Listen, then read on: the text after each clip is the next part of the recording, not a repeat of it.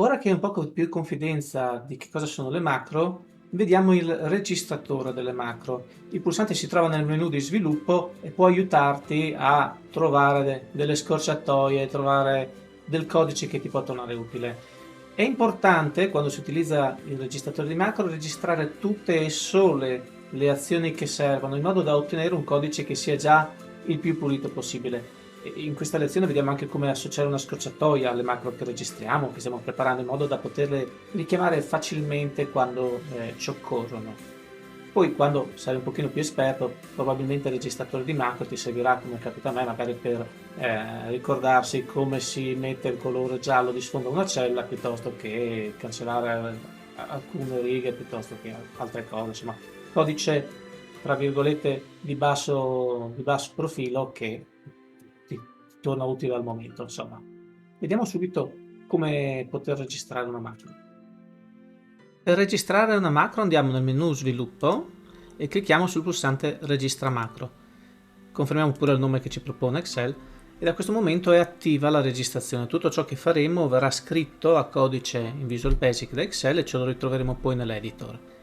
Creiamo ad esempio un grafico pivot. Inserisci grafico pivot, lo mettiamo nello stesso foglio così ce l'abbiamo sotto mano. Ok, qui ci mettiamo quarter come asse delle categorie, customer come leggenda e il valore lo mettiamo qua. Non ci piace questo tipo di grafico, quindi lo andiamo a cambiare, ci mettiamo le linee. Ecco, a questo punto se noi andiamo nel menu sviluppo e clicchiamo su interrompi registrazione, possiamo andare a vedere che cosa è successo dietro le quinte. Nell'editor troveremo questa cartella modulo con il codice che è stato scritto proprio da Excel mentre noi facevamo le nostre azioni. Quindi scorrendolo troveremo la selezione del range A1C13, l'attivazione della cella C1, la creazione di tutto quello che è stato il grafico pivot con tutte le configurazioni che lui anche da solo mette come default, perché alcune cose non è che le specifichiamo ma sono valori standard, ad esempio di un grafico pivot. Quindi lui scrive anche questo codice qua.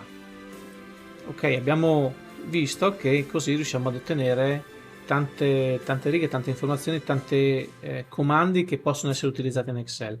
È chiaro che bisogna con spirito critico andare a vedere che cosa c'è dentro per tenerci solo ciò che serve. Vediamo come assegnare una scorciatoia da tastiera a questa macro che abbiamo registrato. Andando in questo pulsante qui nelle macro ci viene proposto tutto l'elenco delle macro che sono state registrate e sotto opzioni possiamo andare a dirgli, io uso normalmente la A, CTRL più A, possiamo dirgli qual è la combinazione di tasti che vogliamo utilizzare per richiamare questa macro. Se glielo confermiamo, ecco, premendo CTRL più A io farò eseguire quel codice e andrà in errore però, perché? Perché l'elemento corrispondente al nome specificato non è stato trovato e bisogna andare in debug. Dice che il grafico 3 non esiste, quindi non può spostarlo. Come mai non può spostarlo? Perché non c'è nessun grafico 3. Io prima, quando l'ho fatto a mano, l'ho anche cancellato per poter vedere la macro e adesso non lo trova perché crea in automatico i nomi agli elementi Excel, quindi questo qui molto probabilmente si chiama grafico 4 in questo momento. Facciamo una cosa, lo cancelliamo anche la tabellina pivot, andiamo nel codice che aveva scritto prima e mentre qui era scritto grafico 3, adesso sarebbe stato 4, la prossima iterazione che lo faccio girare sarà 5 molto probabilmente, ci mettiamo 5, chiudiamo e sempre con CTRL A richiamo quella macro, vediamo cosa succede. Adesso è andato fino in fondo. Ovviamente hai già capito che se io questa cosa qui la cancello e tolgo anche il grafico e la rieseguo, tornerà ad andare in errore perché non troverà il 5, questo qui adesso si chiama 6. Allora quello che voglio dirti è che va benissimo il codice Visual Basic ricavato con la registrazione di macro, ma va tolta tutta la parte che non serve e che può creare problemi come in questo caso. Scorciatoia da tastiera per eliminare delle righe del codice, CTRL Y.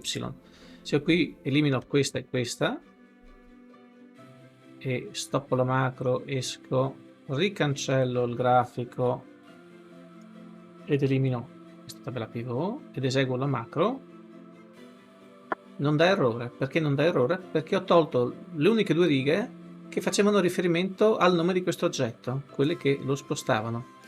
Potrei spostarlo a mano oppure fare qualcosa di più furbo e intercettare il nome di questo oggetto grafico. Comunque quello che interessava capire qui era appunto come si registrano le macro e che cosa succede dietro le quinte. Ok, hai registrato la tua prima macro e adesso sai anche utilizzare questo strumento per aiutarti nel scrivere il tuo codice.